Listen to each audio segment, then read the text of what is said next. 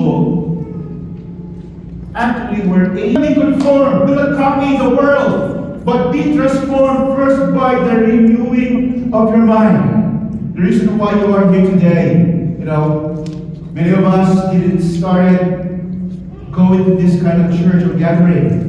But some point in our life we encounter God that changed the way we think about God, changed the way we think about faith, and changed the way we think about our relationship with God. Now we've learned that it is not about religion. It is about faith and relationship with Christ. Amen. And today, I'm going to move on and continue on. My goal in my heart is to really see a change. First of all, in my life, and most importantly too, us as a church. I may tell you things, do this, do that. I tried it for the last 10 years. Some worked, most didn't. I built the leadership and said, let's do this. And I find it. What I found is that at the beginning, just like resolutions, we would do it as we were hoping for, and then we would revert back to our default on where we were. And I realized we're trying to change our behavior. We're trying to change things around our life, but we are not changing our mindsets. And that's why today, I would like to talk about growing in our mindsets. It is a process. It is, I hope that all of us would see and be changed.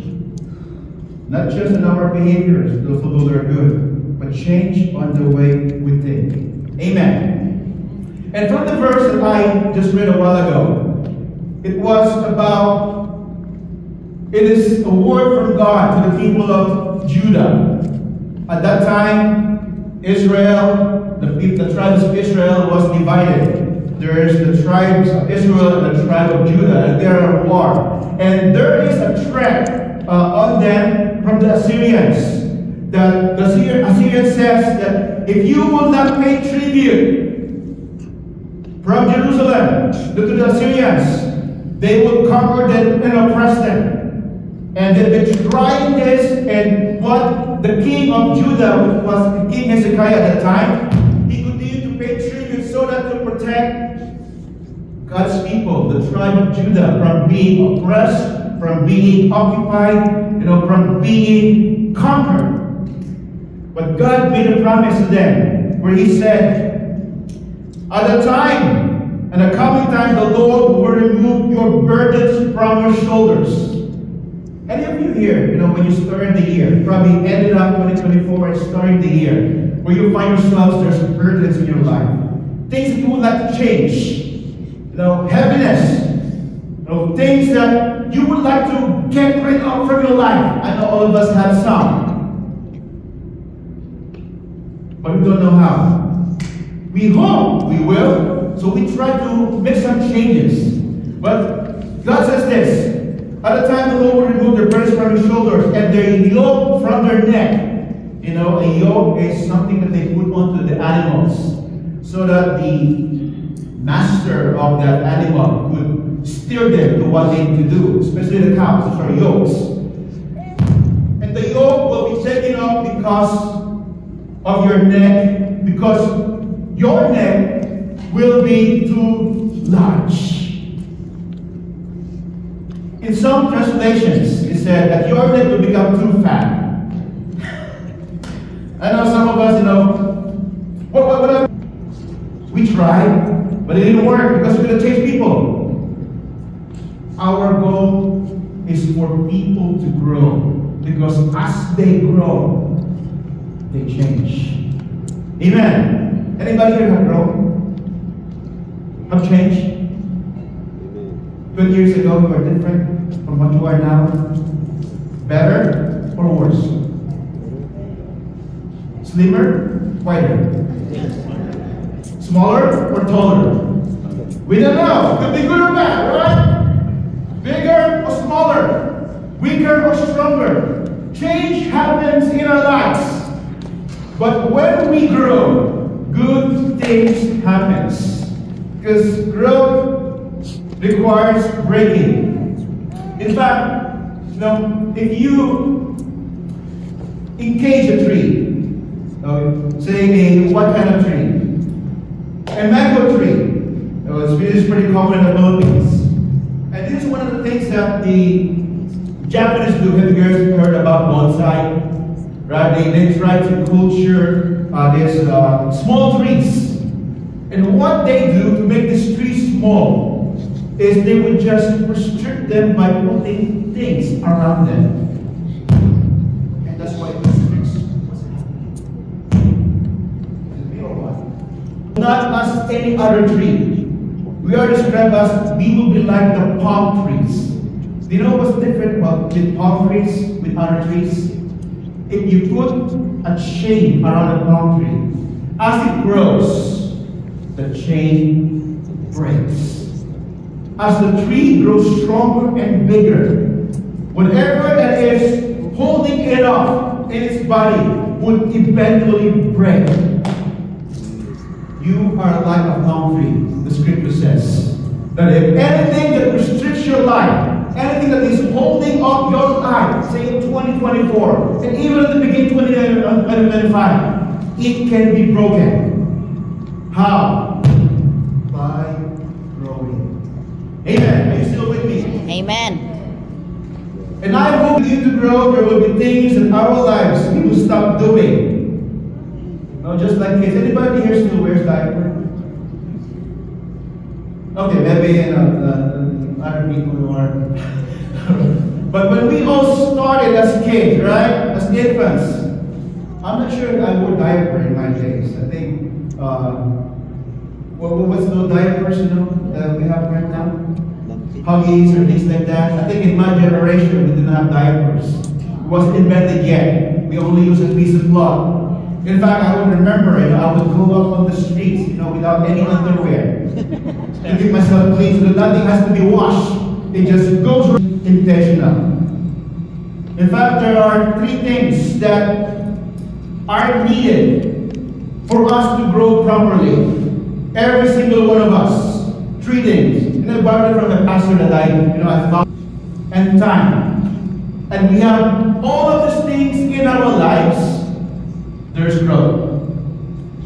No child would ever grow and survive if they are not placed in the right environment. Amen. Amen. You could not place a child outside the house in the freezing cold. What would happen? The child would die. It needs a suitable environment. And just like trees, plants, no banana or mango would grow in Arizona. Or is there any? Unless you change the environment. They grow in of us, that's what we do. Right? If you want to see things to change, to happen in our lives, we focus on what I can change. But the new mindset I would suggest and I would encourage is this. Instead of focusing on change, focus on growth. Have a mindset of growth. Because as you grow and as we grow, our lives would change. You don't have to force it. It just become a byproduct of our growth. Amen. Amen. Because growing people change. What happens when people doesn't grow? They were born, looks like a baby. 20 years still looks like a baby. Or maybe thinks like a baby. Speaks like a baby. We would say there's something wrong, isn't it? Sometimes we expect things or people to grow. Anything in this life to grow. Because growing people change. These things I would suggest, I would recommend, I would encourage in the light of God's word for us to focus in growing. Are you guys ready? How many of you here wants a breakthrough in your life? How many of you here wants to see changes, good changes in our lives, 2025 and beyond? Do not focus on changing, focus on growing. The first one I would like to share with you is this. Practical spirit growth plan. Grow in the Bible daily. Ooh! I know. I knew it! Pastor Sam would just bring it on. Physical people, but we are spiritual people. Just like Jesus said,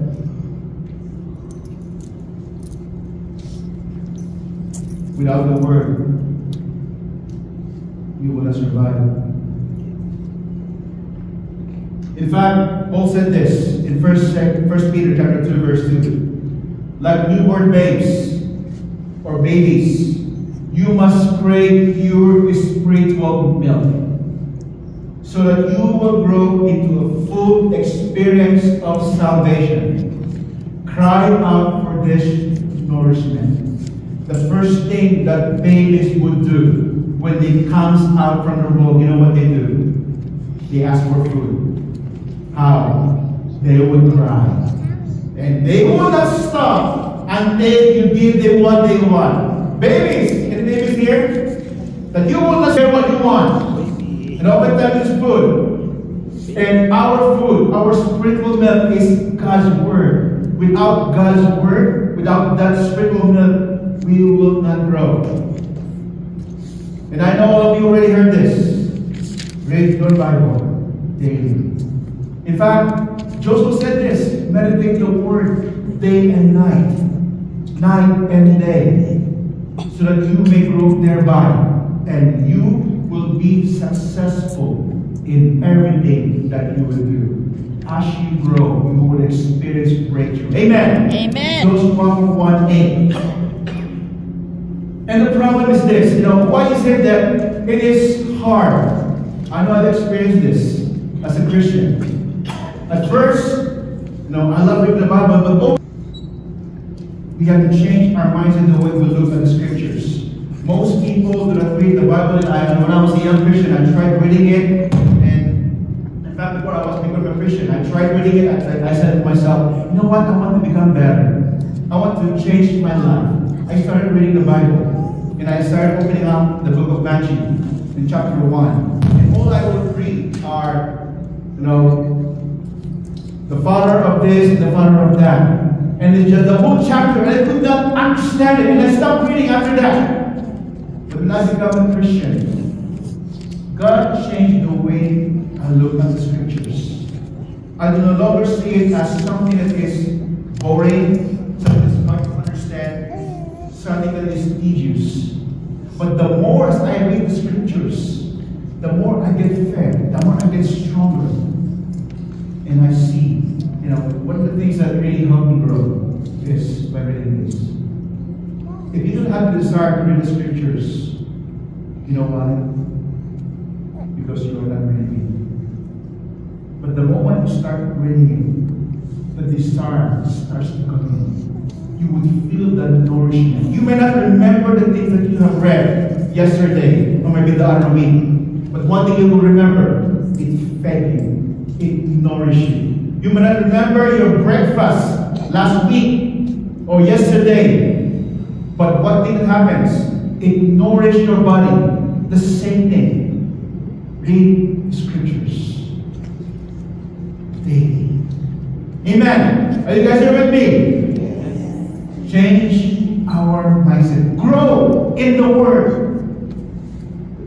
And there's no other shortcuts. And even more, memorize it. Oh my goodness. Memorize it. Pastor Sam, I'm already old, and I've heard, right? Psalms 119. God's Word. And when there's a lack of God's Word, you know what happens? We get easily offended. And this is the second thing I would like to talk about. Keep your heart from offense. Anybody here get offended? Yep. Wow, you guys are good. Because I'm mature.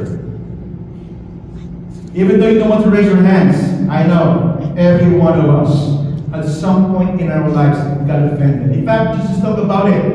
It is impossible for anyone not to get offended. And this is one of the things that keeps us away from growing. In the Bible says this in Proverbs 4:23. Guard your heart above all else, for it determines the course of your life. It determines whether you will grow upward, you will grow up, or you will just grow old. All of us grow old, but not everybody grows up. Why? Because of the conditions of our hearts. And one of the things that the biggest tool that the enemy, the devil, would use is offense. In the Greek word, it is called scandalo. And it is described as like a bait used to catch a prey, like a fish. And the enemy uses offense as his bait to remove God's people from God's will, from God's path. Do you know that the number one reason why people leave the church? I know there are many reasons, but the number one, if you're going to lock them up, the number one reason is because they got offended. They came to CFLC, nobody greeted them, nobody shook their hands. I got offended. The pastor talked about things. He talked about gossip. He talked about gossiping. He talked about drinking. He talked about alcohol. He talked about things, and I got offended. In fact, majority of the people left the faith is because of the offenses. They get offended when the people into the church, the leadership. In fact, even Jesus, many of his disciples left him when he started teaching things that are very difficult to understand. They become offended because he claimed himself to be the Son of God. Many are offended. So keep your heart from this offense. How do I keep my heart from getting offended? Good thing we're talking about is in our home groups. On our Gilbert home groups, we talk about we were studying the book written by, what was his name again? I forgot. John Bevere. And he has eloquently and accurately describes the cause, the effects, the problems of offense. And his book is entitled The Bait of Satan. This coming home groups on our Quick Read home group, we will start discussing this as well. It's about 6 chapters. It is my hope that we will be able to know and understand the ways of the enemy to keep us from being offended. Jesus said himself, it is not impossible. It is impossible for us not to be offended. For us to keep on growing, we need to guard our hearts. Amen. Amen. And this leads me to my third item, third point. Join small groups. Anybody here are joining the small groups? Small groups are the small fellowships, small Bible studies that we hold every other week. We have small groups in Gilbert area.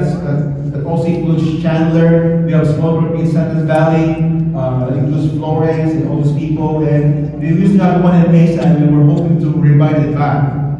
And we need to be part of a small group so that we could be in fellowship with other believers.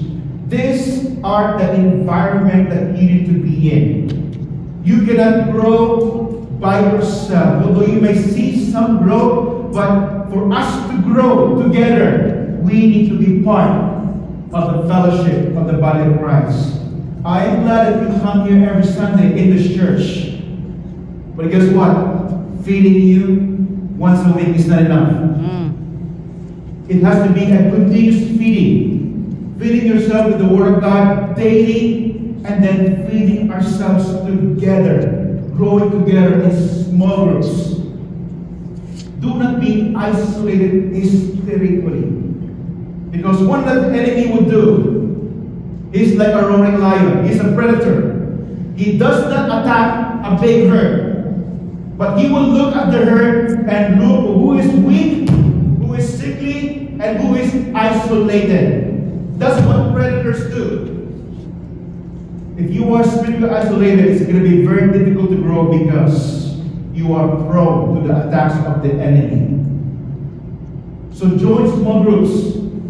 Hebrews 10:24-25 says this: let us think of ways to motivate one another to acts of love and good works. How do we motivate one another in this acts of love and good works?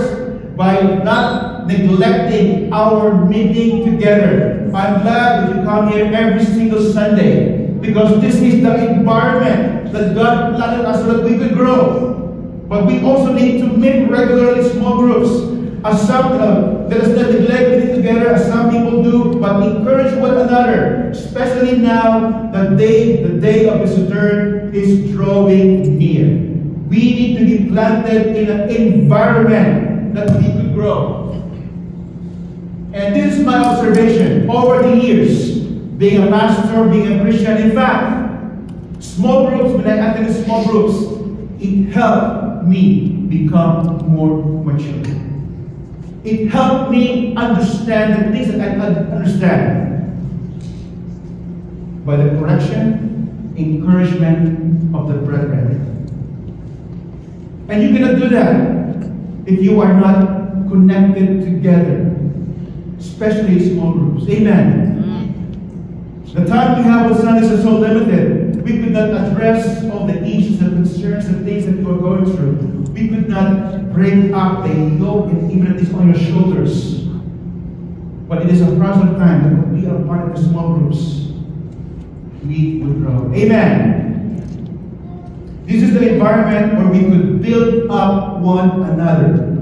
So if you want to grow in 2025 and see breakthroughs, surround yourselves with people who also decide to grow. Somebody has said this. Tell me who your friends are, and I will tell you who you are. Is it familiar? Because the people that you surround yourself with are the people that will influence you.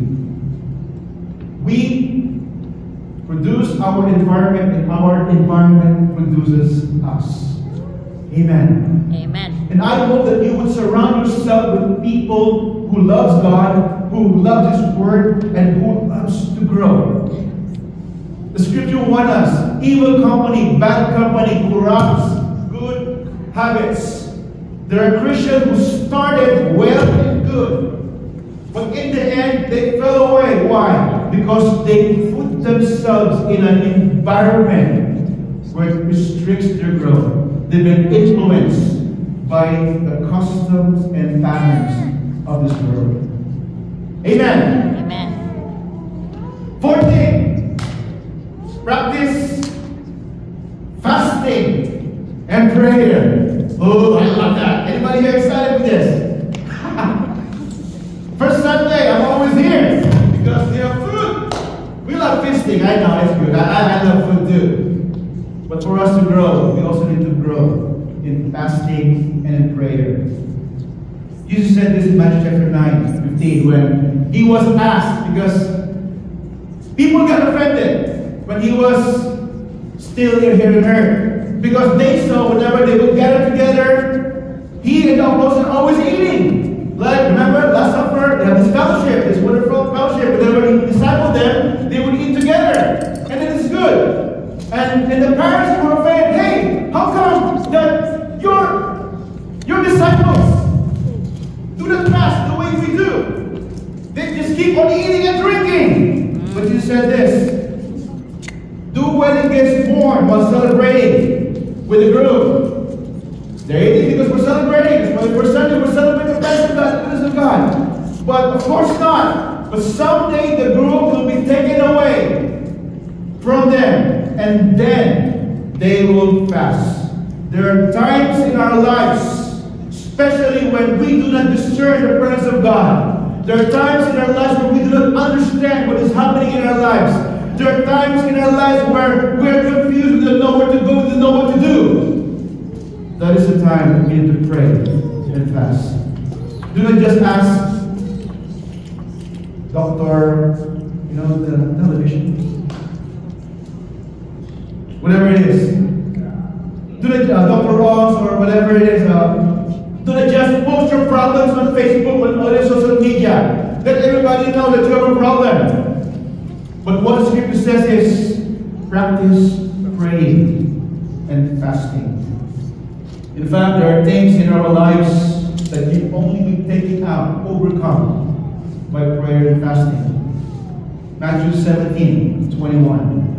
When the apostles were trying to cast out a demon from a certain person, they prayed all the prayers, they tried all the things that they know, but it didn't leave. And Jesus said, Lord, how come when you came, this demon came out? And Jesus said this, Matthew 17:21. This kinds of demon, this kinds of spirits, only goes out by prayer and fasting. Practice praying. Practice fasting. Every other Wednesdays, we have prayer meetings. It's a physical in-person prayer meetings. We encourage you to be part of that. Every Sunday mornings, our intercessors, they have this dawn prayer that before the service happens, they would gather together all night and pray that God will move and do something miraculous in our services. I hope that you will be part of that. Amen. Number 5. Start tithing. Woo-hoo! Tithing is when we give our 10% on what we make, bring it back to God. And we live up to the 90%. I know it is controversial, especially nowadays. But as people of God, we believe on what God says in Malachi chapter 3, where He said, bring the tithes into the storehouse of the Lord, that there may be food in my house. And He was talking about the 10%, and He said, He made this promise, and I will open up the windows, the floodgates of heaven, and pour out to you your blessings. And not only that, He also said, and I will rebuke the devourer, the stealer, the enemy, from stealing what God has given to you.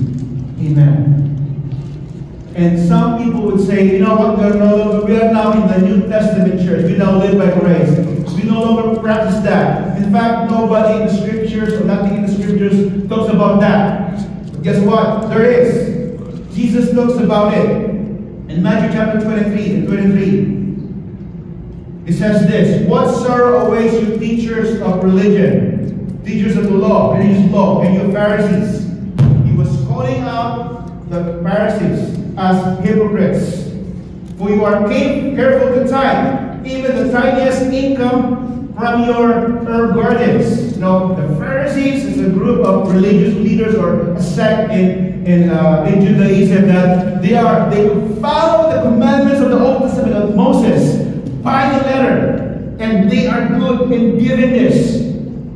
But Jesus called them out. You give the tithes and everything. You practice this, but you ignore the more important aspects of the law. Tithing is good, but there are more important things. Where He said justice, mercy, and faith. You should tithe. Yes, continue doing it, but do not neglect the more important things. People thought that we just have to practice justice, mercy, and faith. Those are more important. And that is true. But Jesus also emphasized, but do not neglect this practice and this thing as well. Why? Because when we tithe, we are allowing God to be part of our finances. Amen. When I was a new Christian, I started attending a church. And back in the Philippines, most of the churches are small and really poor. And when I started reading the scriptures, reading the Bible, I started knowing and understanding the great promises of God. One of my favorite verses is Deuteronomy 28:13, where God says, I will make you the head and not the tail. That's my life now when I was in college. You will no longer borrow, but you shall lend. You will not be will be above and not beneath. And that's become my lifelong verse, where it said, God will make me the head and not the tail. That I will not live my life borrowing and broke. And then so many other promises about, God's blessing, opening up the floodgates. But when I started attending church, how come these people who believe the same scriptures, I do not see it? Many are struggling financially. Many are broke. Many are living paycheck to paycheck. Is that what God wants us to live with? For so many years, it's become my question. Until I realized many Christians, yes, they love God. They have pure hearts. They're the most wonderful people in the world. They have the right heart. But many times they have the wrong mindset. They have the wrong understanding on how money works. And the first thing for us to change our mindset when it comes to finances is to understand that all that we have right now, all comes from God. And tithing is our act of faith. It's saying, God, you are number one in my life, even through my finances. I'm going to go to this even more on my next preaching, because one of the things I have found and I have seen is the wrong mindset when it comes to finances. Amen. Tithing is letting God involved in our finances. There are people who are not growing financially because they are not growing in generosity. And the last thing is this. For us to grow, we need to invest. Invest to our finances. Also invest in serving in the kingdom of God. We grow by serving in the local church.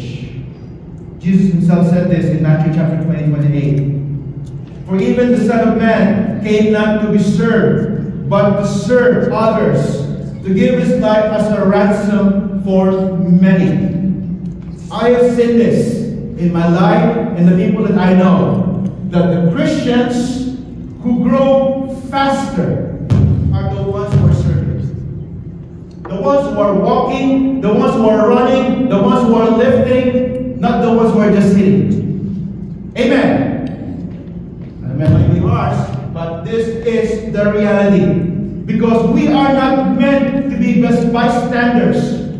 Jesus served himself. He came to church. He came to establish the church, not to be served, but he came to serve and saw every one of us. Amen. If you want to grow in the spirit, spiritually, start serving your local church. Amen. Amen. Let's see serious faces. All of us have been given spiritual gifts, and the only way we could grow and develop those gifts is by using them. The spiritual gifts are not meant for us just to enjoy, but they are meant for us to use so that the people that we serve will be touched by God. And unless we use them, it will not grow. When I started out, I didn't start out as a pastor. I didn't start out, preaching and teaching the scriptures. I am just like every one of you. Knows nothing. But the first thing that came into my heart is, you know what? I want to serve God. I started by being part of the maintenance crew. People who would come early in the morning in a church to set up the instruments, set up the things that we do. Because that's what I know. But as I continue to serve God, little by little, the Lord added up the gifts. First, I know how to set it up, these instruments. Next thing I found out, I have learned how to play them. From one instrument to another. And from playing, I've learned how to minister. I become a worship leader. I became a worship director. And as I continue to serve the Lord added out those abilities and gifts. Now I find myself teaching and preaching and growing. And now, even though I have no plans whatsoever, I'm studying with you today. God is using me as your pastor. Because I started serving. And breakthroughs in my life, new things in my life open up. The reason why I'm here in the U.S. is not because I'm good. Because God opened up opportunities for me. I have no relatives. I have nothing that would allow me to come here. I could not swing, thousands of miles from the Philippines to here. I have no money to fly. Nobody could teach me. But when I started serving, God opened up opportunities for me to be able to come here. Amen. Because when there is growth, there is blessing. Amen. Let me close this with this illustration. Now, my illustration, where it is right now.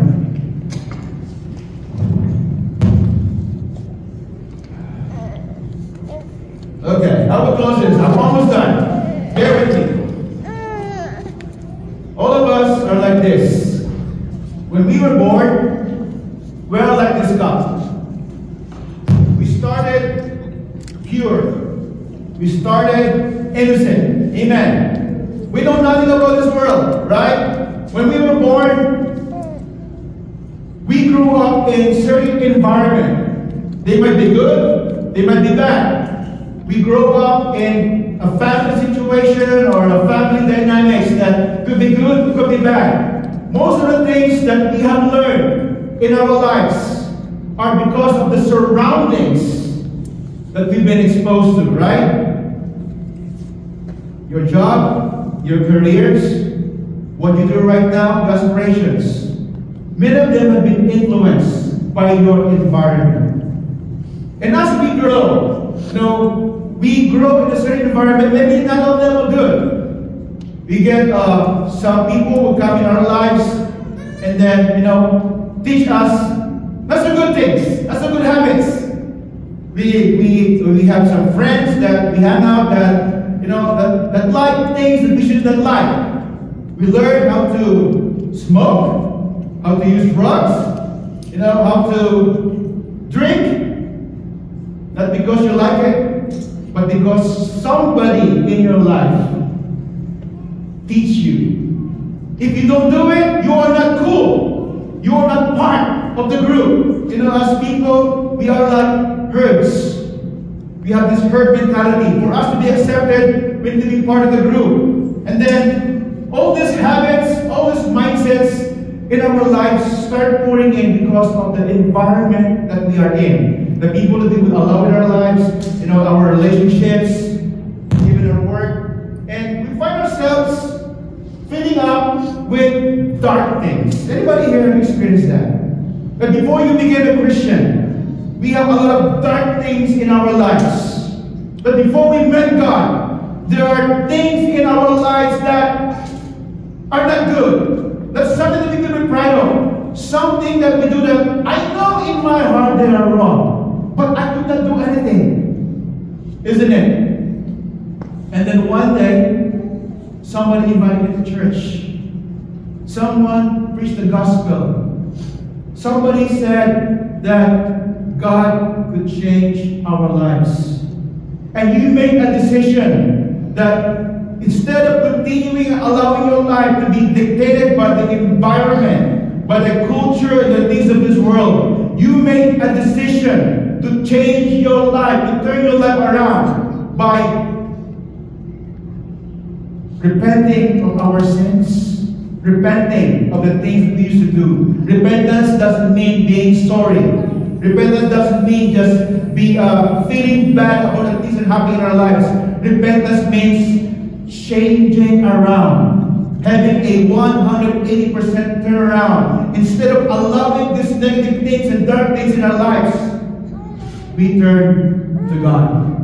Amen. And we started attending church. You started attending Bible studies. And you allow new people in your life now to come out. You allow new relationships. You read the scriptures. You went to small groups. And little by little, there's some change in your life. From being dark, you see some light right now. Amen. Are you guys following me? Amen. But at some point in your life, you get offended. The pastor made a mistake. The church that you're going to, maybe there was a moral failures or somebody in the church offended you. And you find yourself, taking that offense. You left the church. You gossip, and then you had this hatred, and then you find yourself sliding back from where you were. Is this happening right now, church? I know, because I've been through that as well. But some point in our lives, God touched our lives, and we came back to God. We changed our environment once again. We went back to church. We started reading our Bibles again. We prayed and fast. We joined small groups, and you started serving in the local church.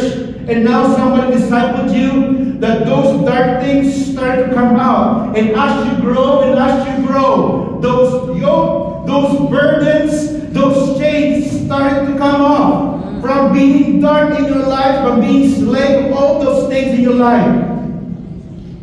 The power of God change you from darkness. Amen. Thank you, Lord. Church, for us to grow and for us to change, we need God. We need to be in an environment where God can work in our lives. Amen. We also just stand up with you today. Hallelujah. I invite the worship team to come. What are the things in our lives that need to be changed? Do not focus on changing, but focus on growing. And as everybody's eyes are closed, Father, we thank you for your words. We thank you today, Lord, for the revelation, Lord. In the name of Jesus.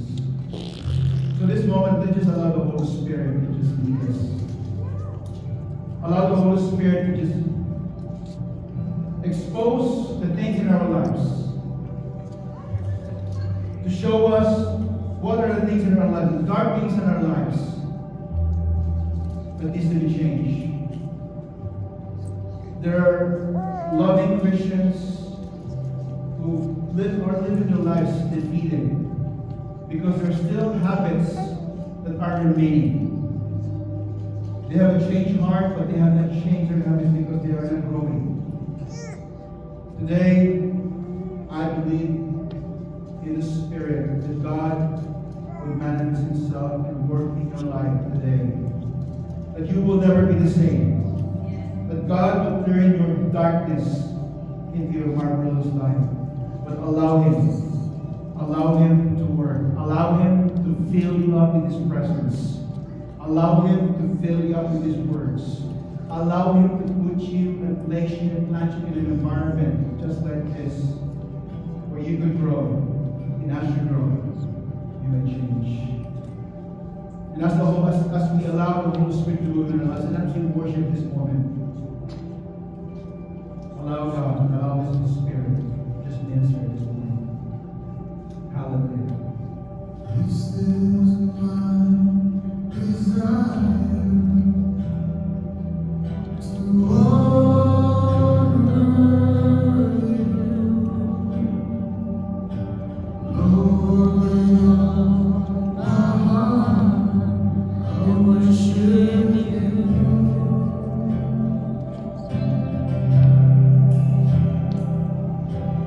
Oh